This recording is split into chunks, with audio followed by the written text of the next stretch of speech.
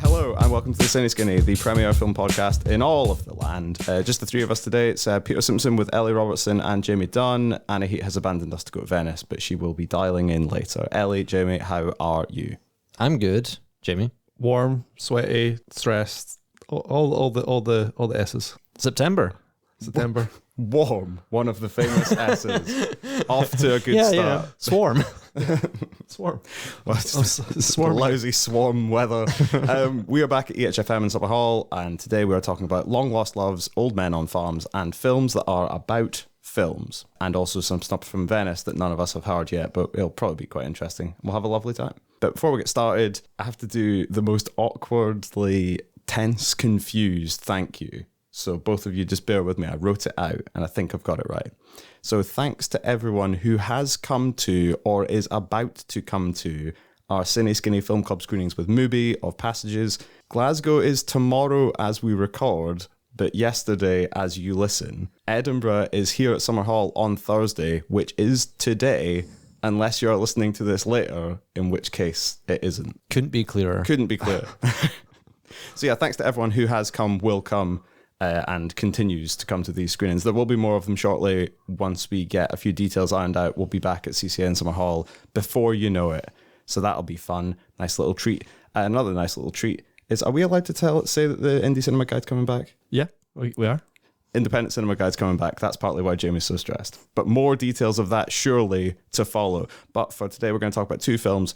We'll get straight into the first one. I failed to watch this as a result of a what would you call it, admin error on my part. This is Past Lives, which is the much hyped debut film from Celine Song. Mega buzz, 5 stars everywhere, including from The Skinny magazine, where we all work. So Nora and Hae-sung are childhood friends in Korea, who are then kind of pulled apart when Nora's family emigrates to Canada, and then several decades after their separation, they are reunited in the flesh for a week in New York City. So yeah, I didn't watch this because I got confused about what the expiry date on the screener meant, but I believe that Jamie and Ellie, you both did watch it, and I will come to you first. Jamie, what do you reckon? Hello. Yes, you mentioned all the hype there. I did mention all the hype. I'd mentioned it to set you up for this next bit. Thank you, because that hype really irked me, because I was set up for seeing a masterpiece. You know, I was told it was the best film of the year, 5 stars across the board. And, you know, well, no film can live up to that hype, let's face it. But this film will really let me down a little bit. I think my biggest issue is it's got a structural problem. You know, first of all, it's a film about a kind of triangle of people. But it keeps them all apart for most of the movie.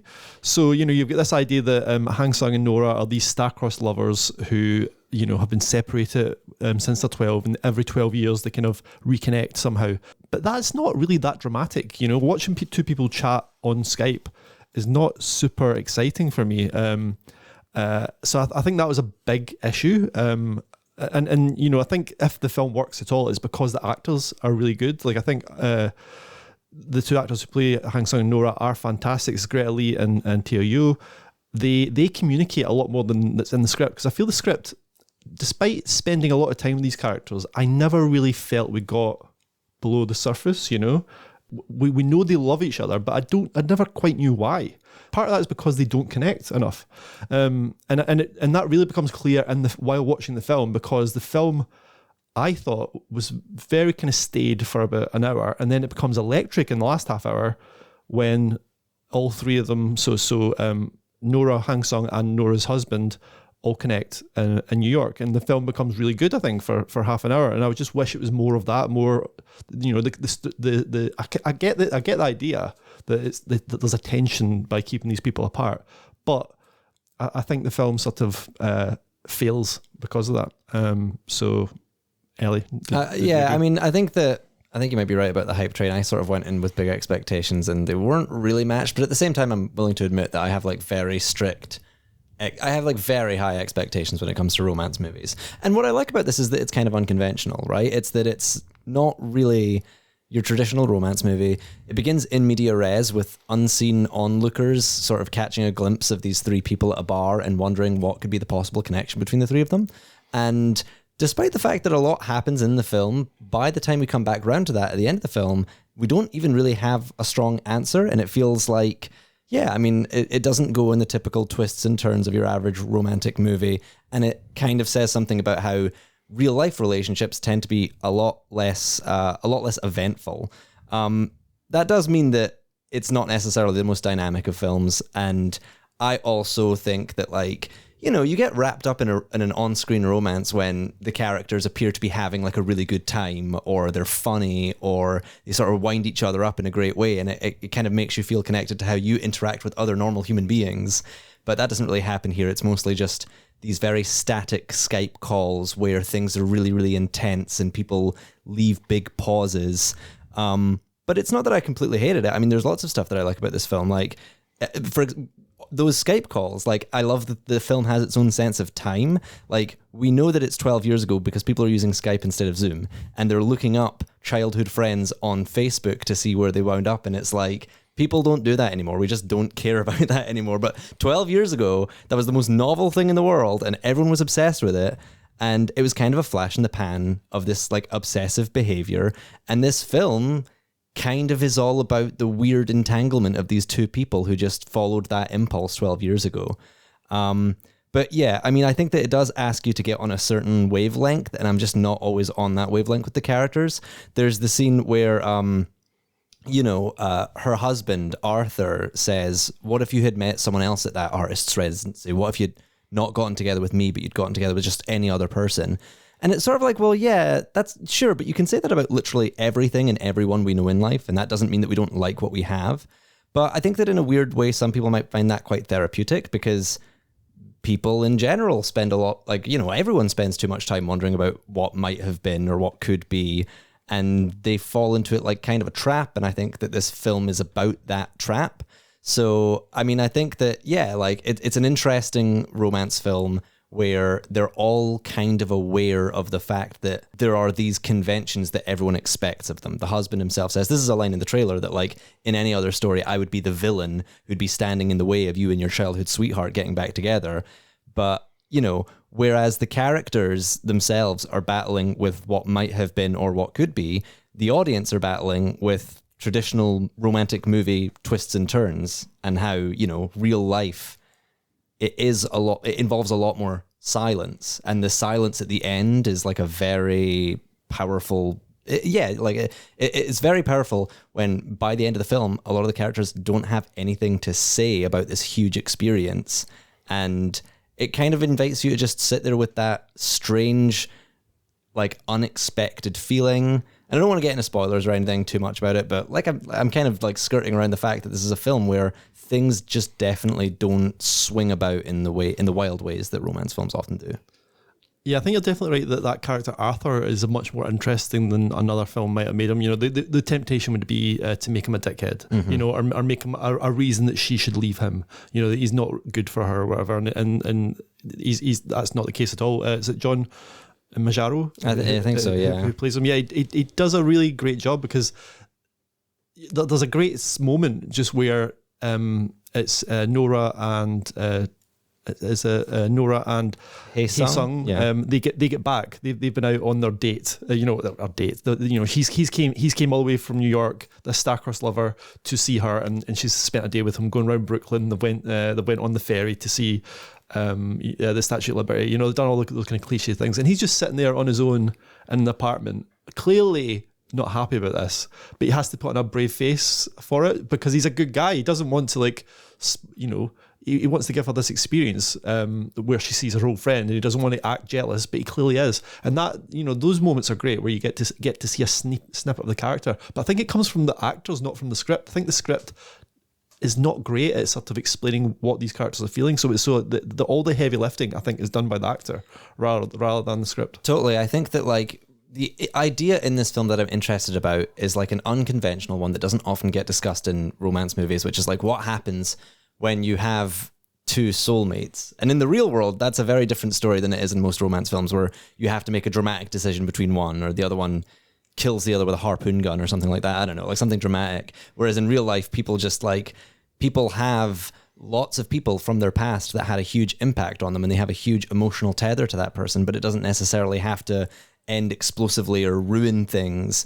And that's kind of discussed in this film, but really the script doesn't do much to like draw a line between these two characters and how they are different in terms of their personality, how they are different in terms of, I think there's one little bit where she talks about how he's more, Hae Sung is more traditionally Korean, but really, yeah, like these characters, you know, you can't kind of work out who the main character likes spending more time with, or, you know, why we feel drawn back to this, why we feel drawn back to Hae Sung, what he offers. There's a lot up in the air, and I think that many people are going to really enjoy it, but that's kind of because it lets them impart their own meaning onto it. Yeah, maybe for me it's a film that has its kind of cake and eats it, because it does suggest this concept. I can't actually remember the term, but it's the idea of past lives in Korea. There's a suggestion that everybody has a connection. So if you have a connection with someone, it's probably because you have a connection from a generation past.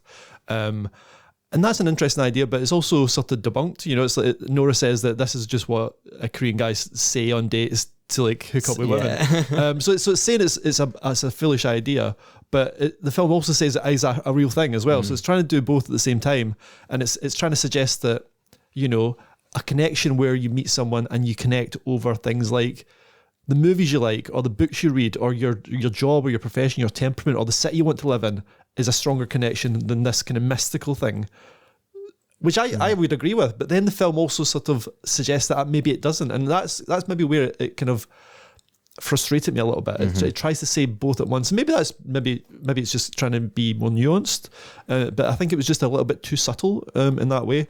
I also kind of just think, I mean, maybe this is just me, but I just thought these two guys probably shouldn't be fighting over this woman. I thought the character played by Greta Lee, even though Greta Lee is amazing, I can see why these two men are drawn to her. She's super charismatic, very talented, but, you know, she does play these guys along, and I found her behaviour very strange. Why, if she knows she wants to stay with her husband, does she string the guy along? And then why, if she does love her husband, why did she drag him out on this date where she talks Korean to her childhood friend? It's like the most awkward.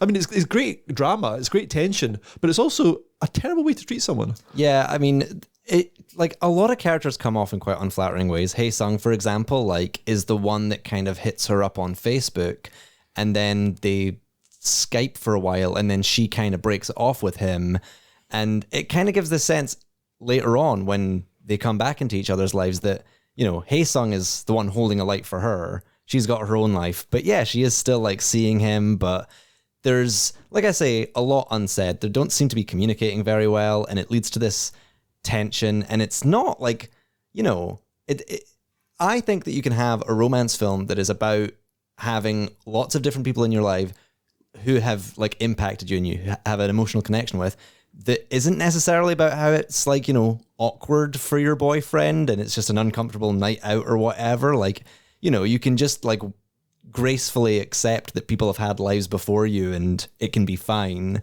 So maybe I wasn't the right audience for this or whatever, but I wasn't like swept up in the intense emotions of it all. I was kind of just like, this is really awkward. I wouldn't want to be here. The polycule's fighting. Now, folks, having said all that, should people still go and watch it? I mean, people love it. Like, I think we are kind of in the minority. Yeah. People do think this is an amazing film. And like I say, I think the last half hour is great. You know, once it all comes together, it is satisfying. But I just thought it took a long time to get there, and it maybe doesn't have enough going for it. You know, it doesn't really dig into the situation enough for me. Yeah, it's not exactly, whilst I'm always on the lookout for unconventional romance films, this isn't exactly what I'm on the lookout for, but I do think that people will take a lot away from it. Big props to Hae Sung, who in the 12-year time skip has apparently just kept meeting up with the same three guys for sitting around and drinking together, and it's like, I wish I had a friend group that immortal. You know how hard it is to meet up with friends after 12 years to get a drink together, and they've just been doing it the whole time? Absolute king of looking out for your boys. Yeah, I mean, the lads, I want that to be the spin-off. This is the story that I want to know, is how do these people keep meeting up and getting drinks every fucking weekend for 12 years? Past Lads. There we go. So, at best, a qualified recommendation for Past Lives, which is in cinemas from Friday. It's at the GFT, the Cameo, and DCA in Dundee. They all have it. So if it sounds like your kind of thing, then go check it out. Hi everyone, my name's Carmen Thompson. I'm programming and audience manager for an organisation called We Are Parable, and I'm just wanted to let you know about a super exciting opportunity we have available at the moment for Black filmmakers and content creators working in Scotland.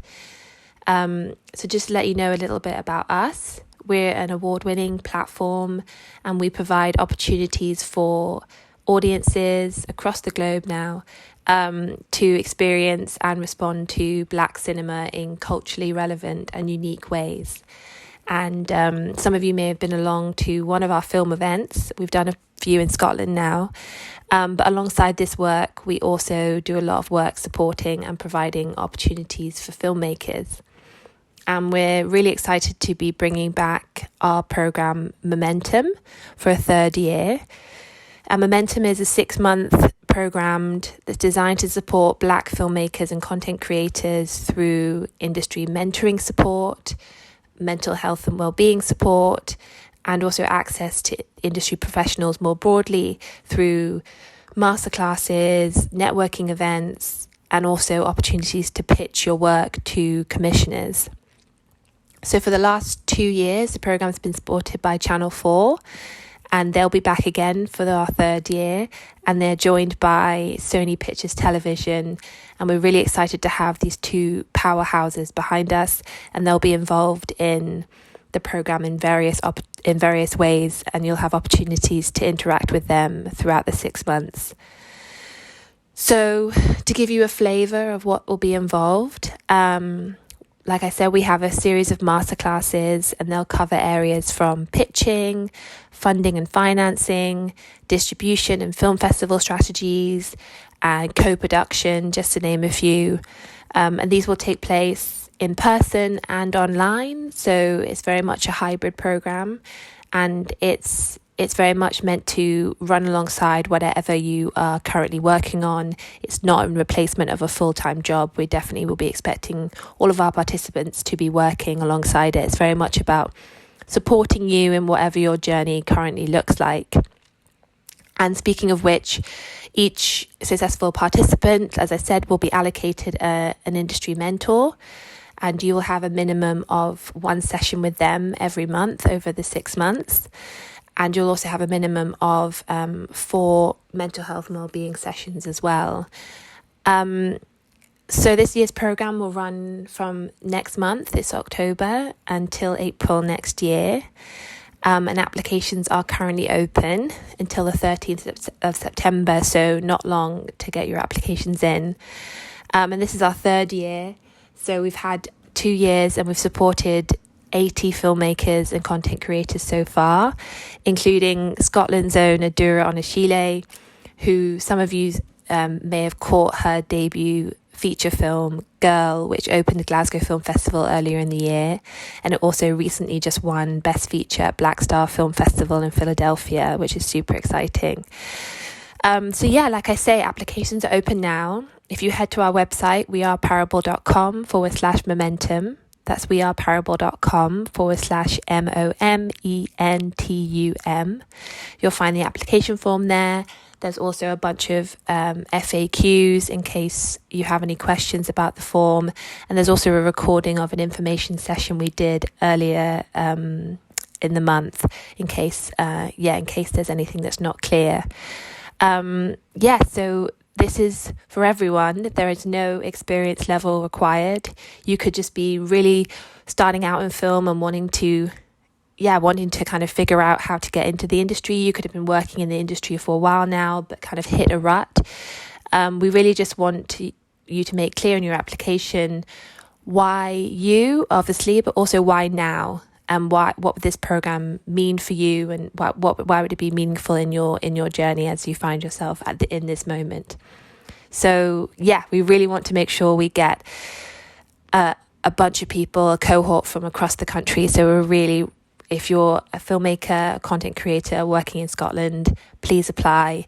There's also a contact email on that page in case you wanted to get in touch with any questions. But yeah, we really look forward to reading your applications. Thanks.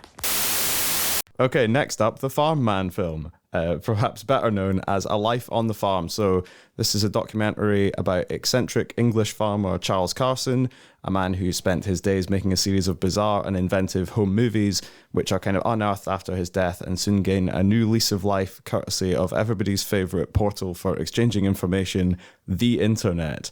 It's a documentary directed by Oscar Harding, who I believe was basically this guy's neighbour in a kind of rural Shropshire village, as opposed to an urban Shropshire village. And the documentary itself was co-produced by the people from Found Footage Festival. So, Ellie, what did you think of A Life on the Farm? I'm glad I watched it because the story of Charles Carson is very like uplifting and inspiring, and his story is so well captured in the art that he made. But you get the sense that his films are so, and his pictures as well, are so unconventional that it's kind of hard to wrap a traditional documentary around them.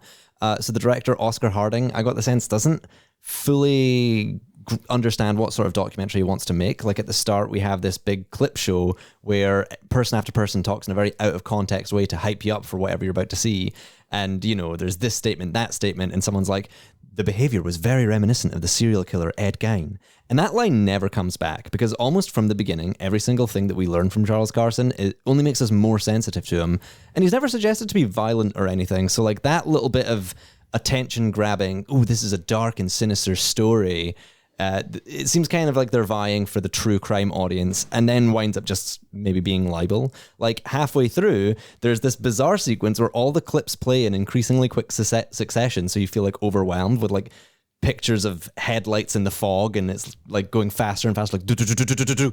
And that's like a horror film thing. That's like, you know, that's like a documentary, like a really dark story and all the clips coming together. But this guy's life is not a horror film. It's really sweet and really interesting. And we've learned it by this point. So like there's just, you know, a kind of struggle, I think, to work out what to do with this content and how to make it super popular because it's worth bringing to people. There's a really broad amount of little talking head testimonies, people from all walks of life, some who knew him personally, and they all shine like light on the topic and why this guy might have such like an idiosyncratic attitude to life and death. There's like psychologists, there's priests, there's poets. And these are the really interesting ones, but there's also sort of like the American internet commentators who treat it a bit more like a viral video. They're sort of like, you know, oh, and when, you know, he freeze frames to show you the chicken, that's so goofy. It's haha, so hilarious. And it's like, I don't care about these guys. Like I have absolutely no interest in like, bring us back to the poets who are kind of trying to interface with the art that he made for the sake of making it. You know, it is worth the watch just for the exposure to Charles Carson, who's, you know, a total outsider artist, someone who embodies cinema as an art form, art is therapy, and you know, creativity just is the most natural thing. Like he just picks up a camera and just does it in a very crude but really, really interesting way. And yeah, there's like so much to talk about from his art, but the documentary is not just his art. It's also a lot of, you know, editing around that doesn't quite fit. Yeah, I don't know how you felt about it, Jamie. I did think that framing was an issue. There was kind of a sense that this was, let's look at this weirdo ephemera first, and then let's tell the story of the guy who made it second. It also feels that me and Ellie were talking about this earlier on the way over to the studio, that actually there's an issue where it almost feels like two different films that have been spliced together at some point, because you wonder whether initially this was a documentary very much from the perspective of like the local community who didn't realize that this prolific and bizarre filmmaker was living just across the way from them. And then when he becomes a viral sensation, the story then becomes, this guy from England was making some incredible films. And then, yeah, then you get all these like American found footage talking heads who add, I would say, nothing to the story. Sorry. And another thing. Yeah, they just don't add anything. It's just a lot of, man, we saw this footage and we're like, whoa, this is some footage. And then it just cuts away to something else. Like, I don't see the purpose of, they agree with me. I don't see the purpose of them being in it. It feels a bit like, Jamie, like it's two films that are fighting for prominence. And the fact that it's co-produced by the Found Footage Festival people does make me wonder, did they come on board as long as we could make this up? Basically, let's make this all about me. Yeah. Miss John found an Alan footage the founders of Found Footage Festival. Yeah, I agree. I hated those guys as well. I find documentaries about ordinary people a bit uncomfortable, especially people who are not in the public eye. You know, he wasn't a public figure. You know, and I just feel a bit uncomfortable. You know, especially just about the consent of this. You know, how I guess you found this video. What right do you have of telling this guy's story if you have really no connection to him? So yeah, I had a real issue with all these talking heads. A lot of them didn't know Charles. And they were coming up with all these kind of crackpot theories and COD psychology to explain why he was making these films. And I think you're right, Ellie. He making these films, he wanted to make films because he was creative, and he was using it to, like, you know, because he wanted to. Like I don't think it has to be any deeper than that, you know. And his films are interesting and weird, and there's a kind of a weird kind of, I think why they're so interesting because there's a disconnect. He's so cheery. He's like this kind of like Alan Partridge-esque presenter, but presenting his life, and his life is like on a farm, and it's full of like death and like cow placentas and you know, just like, you know, it's quite dark stuff, but he presents it in such a cheery fashion, and that's why the films are kind of startling.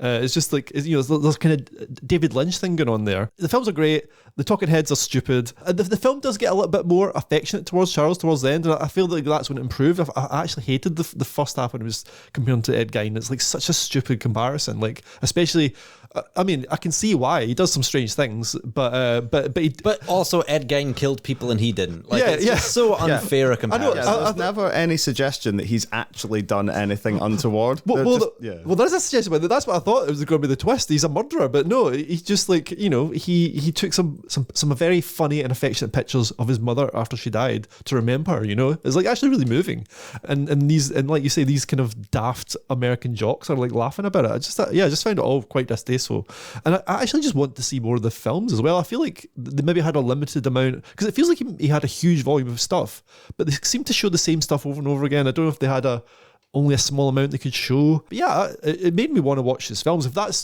the point of the film, to like show people that this guy's talented and you should go out and find his stuff, I think it succeeds, because I want to do that. I want to go to YouTube now and watch some of this weird stuff. But yeah, the film itself is bad. I think it's just not good filmmaking. I can maybe, if they just concentrated on the people who did know Charles, I think it would be much more interesting. Like, those are the best anecdotes. There's a woman who like says Charles would come every week with a new video with 3 hours of stuff on it and just say, well, watch that, I'll come back next week and pick it up. And she had to like try and fake that she'd seen it, and they knew. And it says, well, okay, well, you clearly didn't watch that, I'll be back next week. You know, that's a great story, and I would love more of that stuff, the kind of sweet stories about this guy, you know, who was like eccentric, but he's no more eccentric than most people, you know, like you know, if you met a farmer, they're all a bit weird, you know. They talked to the priest who actually came in to give the like last rites to his dead mother whilst he was, you know, taking pictures and like, you know, filming them in poses and stuff like that. And the priest is the most like unbelievably like, oh well, you know, it's a little unusual, but happens sometimes. Yeah. People tend to be different from one another. Like he for him, like, he's very clearly like not expecting to have this camera thrust in his face and being told to describe what's so like weird and freaky about this dude, because there's nothing to him. Like, you know, he's just ordinary. Like, this is a priest who must have like seen all sorts of like strange behavior that people have when they're grieving, and completely the opposite side of like these American guys who kind of like treat it like it's some sort of Jackass thing or some sort of like lost film horror, analog horror YouTube video, when it's not. It's just like, yeah, some really like creative dude who's just doing his thing, and yeah, like, it doesn't need that kind of fanfare around it. It doesn't need that kind of like that border, that really intense border that the film gives it. Yeah, because he does have, like Jamie said, there's a very kind of Alan Partridge energy to his stuff, and very kind of Frank Sidebottom with like he has little handmade animations and a very idiosyncratic delivery. I think that the talking heads with the neighbors and the people closest to him, they paint like this picture of a real person who had like a really tough like life in general and kind of moved around a fair bit, and obviously was like the subtext of, it's not even subtext, it's just actual text of like the reason that his dead mother is in the house is because he has to look after his dead mother on his own on this farm that he also has to run. And yeah, when you just see people being like, it's crazy, who would live on a farm? You're like, shut up, you dick. So yeah, I think I also didn't like the stuff about this people saying, well, I went in this house and it was messy. This house looks cool. Like, it's got like some like cool stuff hanging He's around. got like big copper pans hanging over his like 200-year-old fireplace. And he's hanging out with his chickens. Like I think that's just so judgy. I don't know. Like I didn't like the kind of attitude of these people at all. Like I just thought this guy, he's eccentric. Like if you put a camera on anyone, you'd think their life was a bit weird. So I'm sure people think I do weird things, but I don't want some American dude like commentating around in 20 years. Live reaction. Well, I'm sure that someone, but you know what? CineSkinny@theskinny.co.uk. I've got a little film experiment we can do in the winter. So that was A Life on the Farm, which is out in the UK this weekend, and I feel like it's going to be one of these ones that'll do a little tour around various independent cinemas and stuff before going to streaming. So that is A Life on the Farm. We're going to see Charles films. I want to see his like crazy skeleton drives a tractor movie. I want to see. Yeah, I want to see the one where you nearly set that tractor on fire. Mm-hmm. That is I mean, that's Jackass right there. I'm Charles Carson, and I'm going to put a skeleton on this tractor and crash it into a fence. Hello and greetings from Venice. If this is really echoey, I'm so sorry. I am in the bathroom of our Airbnb because there's a really loud gondola outside, which is such a Venice statement. Jamie, don't you dare cut this. This is for the public. The public need to know. But I am very excited to be tuning in very briefly to tell you all how it has been. It has actually been, I would say, a relatively average year for the Venice Film Festival. There's still a few days left, but to be honest, there's not that much really left to see. But there have been some really, really wonderful films. But I would say overall, compared to like the last couple of years that had some really, really remarkable things, like All the Beauty and the Bloodshed, Santa Mère, Power of the Dog, and there hasn't really been anything that feels utterly game-changing, perhaps in that way. But I also haven't seen as much as I normally do because I have been practicing self-care and not watching films. So maybe that's also partly just the kind of quantity kind of determining factor. But some things that I have loved. The Wonderful Story of Henry Sugar, which is the Wes Anderson Roald Dahl one, only 40 minutes long, is actually really gorgeous, really, really beautiful. It kind of depends how you feel about Wes Anderson, I suppose, as to whether you'll enjoy it. It is so very, very much a Wes Anderson thing. It has all of his usual shtick, but it also does something really beautiful, kind of in a similar vein to The French Dispatch, but I think better. And it's really thinking about the sort of textuality of how we tell stories, or the kind of materiality of it, I suppose, not even textual.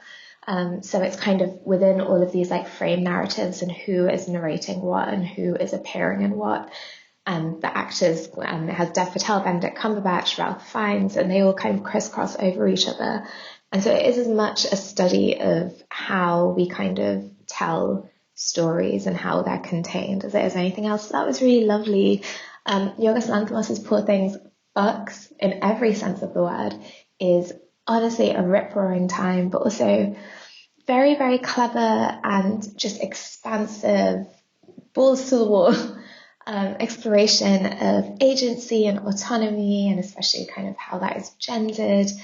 And already people have started sex scene discourse about it, but it really is, in many ways, not even a response to sex scene discourse, but a response to general kind of puritanical attitudes to sex, which I actually don't think I have ever seen in a mainstream film, in as much as Poor Things is mainstream. But I think he's quite a at least well-known director. I don't think this is like art house. For them to do like that, so that's great. I really, really enjoyed that. The new Hamaguchi Evil Does Not Exist is stunning. And that is, as someone who is not a Hamaguchi head, as we know, I think we discussed on our podcast, I did not super click with Drive My Car or Wheel of Fortune and Fantasy, but this one is almost gothic in some ways, definitely quite like folkloric, and takes place in like this kind of frozen wood in this village, and it has this real like otherworldly quality to it. But it's about glamping and about this kind of company that want to set up this glamping thing in this not protected but quite secluded village, and about the kind of ecological and social tensions that causes. And there's this really beautiful scene that takes place in a car. This man is good at cars, but it's honestly so sexy. So that was gorgeous. Priscilla, Sofia Coppola's Priscilla, thank God, didn't disappoint, is really, really beautiful, is very much a companion piece, I think, to Marie Antoinette. And it very much feels of that genre of film that I think she hasn't sort of done quite like that in a while.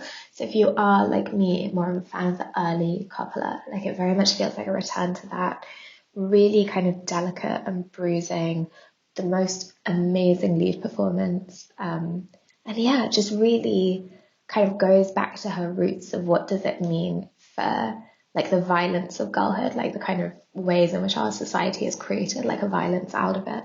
And that is just, yeah, it was really gorgeous. And then Linklater's Hitman is so fun. It's such a fun time. The audience were loving it. It's about a professor who is also just kind of like helps the police with like undercover work. And he like pretends to be a hitman, and then he will like get people to admit to want to hire a hitman, and then he'll like, the police will swoop him basically. And then he meets this woman, and it has Glenn Powell in it, who, I'm not going to say some of my thoughts on that and particularly him, because I really do think it is not safe for work, but it is just so sexy and fun, and just like a proper like comedy that just feels like it's done so like masterfully, you know, like there's nothing kind of stupid or throwaway about it, but it is really good. And then I have just got out of Origin, which is Ava DuVernay's latest film, which is an adaptation of a non-fiction book that was at the top of the bestseller list for the last like in the kind of 2020 era. It was an era. It lasted 12,000 years. And it's an adaptation of this nonfiction book about how essentially America's kind of like racial hierarchy is emblematic of the caste system that we kind of can see reflections of in Nazi Germany and India. And so it's kind of trying to move not beyond race, but kind of say like there is a much bigger kind of structural thing at play. And it's really clever how she kind of adapts this non-fiction book, because she centers it on the writer and on the process of writing it. And it is very moving, very clever in parts. I think she's very good at thinking about structural tipping points in history and weaving them together. It does get a little like, not quite mawkish, but a little heavy-handed towards the end and a little sentimental. And I think it would have been better if it had just like held back a little bit. But still, I thought it was great. Holy shit, this is long. Oh my God. Okay, maybe you will have to cut some of this, Jamie. But anyway, that's the dispatch from Venice. I hope that is helpful. And I'll see you all back in Scotland soon. Okay, bye. So kind of 0 for 2 so far, but following on from A Life on the Farm and ahead of A Cat Called Dawn, which is Will Anderson and Ainsley Henderson's debut feature that is very much about the process of making a film, we thought for our little chat this week we would talk about some films that are about filmmaking, whether that's documentaries that kind of follow the process of filmmaking, or fiction that kind of like charts the various things that do or don't happen in the course of making the business called show cinema division. So Jamie, I thought I'd come to you because every time I come to you on one of these things, you hit me with some out of the back of the encyclopedia deep lore from cinema history, and it's always good fun. So I'll come to you first. What do you want to talk about? Well, I'm not too sure if this is too deep. It's probably a basic pick, actually. It's Francois Truffaut's 1973 film Day for Night, which is like one of the earlier films, I guess, to put that idea of, you know, make a kind of film within a film. Francois Truffaut plays a filmmaker in this film who's making this kind of melodrama, and nothing is going right. He's got actors who are acting up, who are having affairs. He's got like problems with like the sets. He's got problems with the lighting. He can't get this day to night style to work. So it's just full of all these fun characters you get behind the scenes. So not just the actors, but also the script girl, the cameraman. And it's a really kind of affectionate portrait of a film set and how really it's amazing that a film ever gets made, you know? Like when you think of all the moving parts for movies, it's amazing that even a few good ones get made, because there's like so much chaos going on. You've got to rely on a team of hundreds of people to work together to make something, and this film kind of plays with that idea, like, you know, what happens when a few of those cogs don't work, and you know, how does like a director have to change from this kind of dream of making a masterpiece to just, let's get this thing made because my actress is drunk and this Lothario keeps sleeping with all the other people on set. You know, that's so I'm sure that's happens in a lot of films, and it just kind of depicts that. It depicts the kind of chaos, the fun, the camaraderie, and yeah, it's a really affectionate portrait of filmmaking, I think. Is it similar in any way? I haven't seen it, so you've got me on the... you've done well for me because you pulled out something that I had not thought about. So thank you very much. I'm the host of this podcast. Is it similar in any way to 8.5, the Fellini one? Kind of. I guess 8.5 would be an inspiration. This is much more fantastical. This is much more kind of matter of fact about the nuts and bolts of filmmaking. You know, it's not got the kind of glamour of 8.5, say, and 8.5 is more of a, like, I guess this is maybe more of a satire than 8.5 is. But yeah, I guess like they're probably kind of like there's probably through lines. But Francis Truffaut, he's making he doesn't come off as quite as glamorous as the director in 8.5. Put it that way. The director in 8.5, I kind of, in my mind, that film is about what if just being a massive shagger was the best shortcut to make a film. Yeah. He sort of just goes wandering off, and he's like, we'll deal with this later. I'm off for an existential dark night of the soul, which involves lots of shagging and driving Italian sports cars. It doesn't end well for him, doesn't it? Doesn't he have like a panic attack and he hides under the table? I think so. He like runs away from the press. I can't even remember how that film ends. Yeah. It's so fucking long. but you know, it's like, this is much more like a filmmaker. Like, I mean, obviously Fellini loves film as well, but he was like also you know, into the kind of carnivalesque nature of filmmaking, whereas Truffaut, I think, is much more about the nuts and bolts. And just like about, like, he's much more interested in how am I going to get this little cat to drink some milk? You know, that's a whole scene, and it's like one of the best scenes in the film, you know, so like it's much more about the nitty gritty of filmmaking. Yeah.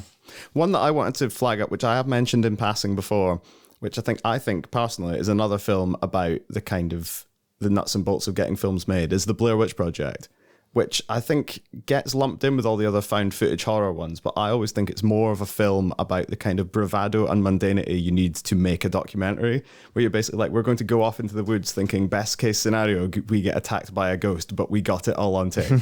So I think, yeah, it does get lumped in with other stuff, but it's always felt to me less like a kind of horror film and more like a kind of like a mockumentary, and like a sort of again, like a satire on the nature of filmmaking and the kind of attitude you have to go out and make this kind of film, and the things you have to convince other people to do willingly or otherwise, which then adds a kind of meta layer of them just like chasing the cast of the Blair Witch Project around the woods with pans in the middle of the night, and then being like, that wasn't us, that was a ghost. It's like, you're a fibber, I know that ghosts aren't real. Ellie, what did you want to talk about? So it's interesting that you're talking about like the nuts and bolts of filmmaking, very like mechanical metaphors, because I'm going to talk about Disney, which is the most mechanical form of filmmaking. So Hi-yo. Emperor's New Groove. Sorry. Emperor's New Groove was a film from 2000. It struggled at the box office, but it's kind of been a bit of a cult hit because it's kind of memeable. People love the memes from Emperor's New Groove.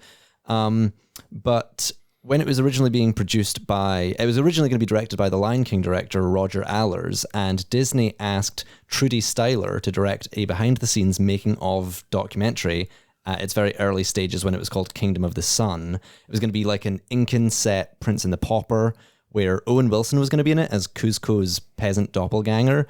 And that's the thing, right? It's like a very friendly documentary. It shows how like fun it is to work at Disney, and it's, you know, pulling the curtain back on the magic of Disney. And, you know, Disney in particular, like these writers say that when they struggle with the script, they're just down the hall from a bunch of like TV channel writers, so they can all pitch in and help each other on their ideas. And it's so wonderful. But there's this sort of like unforeseen darkness to the documentary. There's a sequence where artists are just wandering around the hall like zombies, waiting to hear the news about just what the executives are going to do with all the work they've put in so far, if it's going to be worth it, if like their characters are going to be cut out, if some people are even going to keep their job.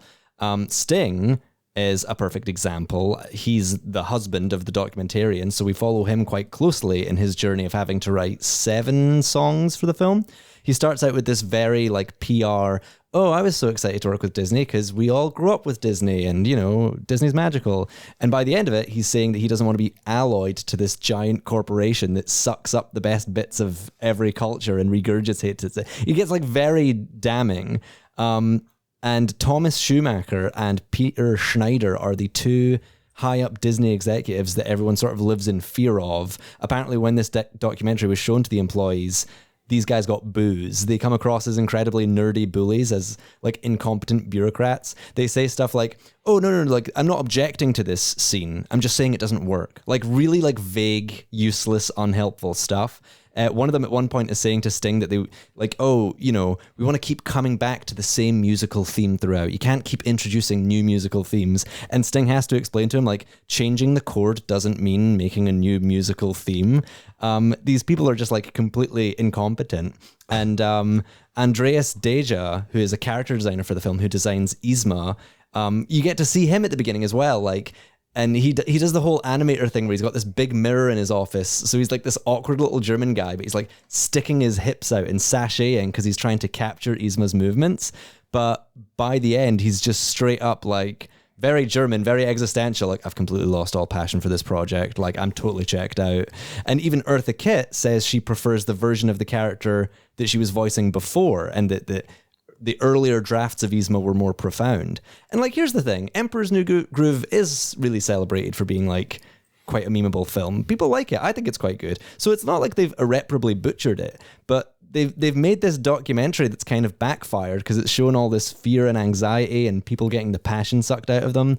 And like the big ambitious ideas that they have been consistently reduced, and the documentary can't really explain why. Like Schumacher and Snyder don't really compromise. It's not like, oh, someone has their idea chucked out because someone else's idea has to come in. It's just like everyone's told to scale down, just reduce. And then these 2 nerds are like grinning like they're part of the team and that they're friends with everyone. It's very Michael Scott. So it was never released by Disney. A heavily edited version was included in the Emperor's New Groove DVD special features, but the actual documentary wasn't released until a few years ago when a rough cut was leaked online. That's still available on the Internet Archive. That's how I was able to see it. But like, the thing is, this isn't the only time that pulling the curtain back on the magic has backfired. There's like this 10-part docuseries on Disney Plus about the production of Frozen 2, which I've not watched because that sounds insane and who cares about Frozen 2? But they kind of like went viral. This clip from it went viral because everything's positioned about how much of a triumph it is that all these people are coming together and creating this film. But like the animators are sort of like grinning through the mania, kind of like a blink twice if you're here against your will thing. And they're like, oh, we've spent hours and hours rendering this huge river of water that Elsa has to like propel. And it's taken hours and hours of work, and I just hope that they finish the script soon so someone can tell us where all this water is supposed to go because we have to animate it. So, you know, because it's always really big and smiley and people aren't allowed to sound as pissed off or exploited as they really are, but it is all in the subtext. And, you know, with word now that following the SAG-AFTRA strikes, the VFX industry is taking its first steps towards unionization, you can figure that, like, the misery at Disney HQ has kind of only gotten worse in the past 20 years.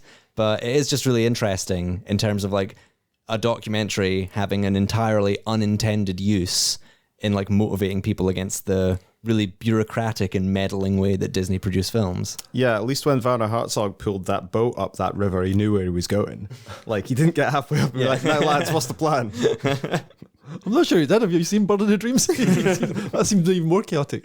That was another film we could have talked about, actually, Bird in the Dreams. Anyway, but I'm interested. Did they think that Trudy Styler, just because like she's Sting's wife, would make like a puff piece? Like, it sounds like she made actually quite an interesting movie. Yeah, I mean, it is an interesting movie. I don't know. I think that it is like, I don't know if it's part of maybe, I don't know if they got Sting to do the songs and then Sting and Styler were like, well, only if we can make the documentary. If Styler wanted to make a documentary, or if Disney were like, we want a documentary made. You don't know where this came from, but clearly you do get to watch, because I mean, you know, it's a huge animated film. You get to see it at kind of like all levels of production. You get to see writing, designing, animating, songwriting, and it takes like 5 years to put it all together. So you really get to see the tone change. You really get to see everybody. And it's not just like, you know, oh, my husband Sting got pissed off by Disney, so I'm going to make a vengeance film about it. No, like it closely follows other artists who have this great passion in the beginning,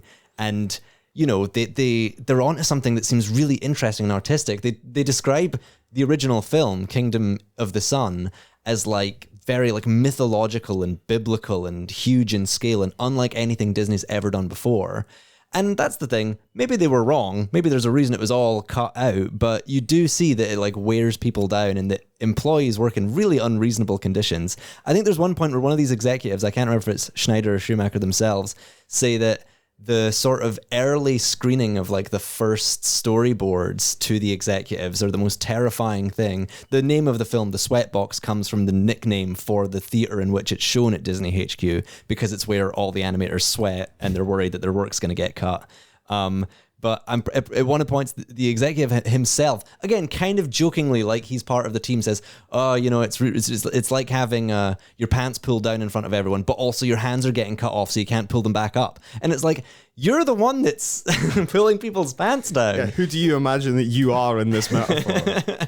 Pants puller, hand chopper, both. Like, what's your angle here, buddy? If you're like me and you get a lot of schadenfreude out of realizing just how like terribly Disney runs things, but also you want to like be sensitive to the fact that these films are made of lots of passionate people who, you know, have these great ambitious ideas and don't get to work in the best possible conditions, then this is a really interesting film. The link to the Internet Archive leak of the film is via its Wikipedia article. Excellent. Blair Witch is on now, and I think on one of the Amazon Premiere things, and Jamie's Francois Truffaut film I could not find anywhere online, so you might just have to cough YouTube, cough, look for it, cough, cough, cough. Or get it on DVD, which is a thing you can do from shops. Anything else from you, Jamie? Or are we done with our bit? I think I'm done. Yeah. I think I'm done. Cool, then I think that this podcast is done. So thank you to Ellie and to Jamie. Just beer. Thank you. Thank you to Anahit, who, in another bit of tense confusion, we have to assume has sent something in, or this is going to be a very awkward segue and way to end the podcast. Thanks to Jamie, EHFM, ehfm.live. It's the best radio station. And we will be back in 2 weeks' time, hopefully with some films that we enjoy more and with slightly more energy. I think we've all been hit very hard by the sun. I feel like that's what's happened. We're all very warm. Yes. I'm warm. Well, that's that then. All right, we'll be back in 2 weeks. Goodbye. Bye. Bye.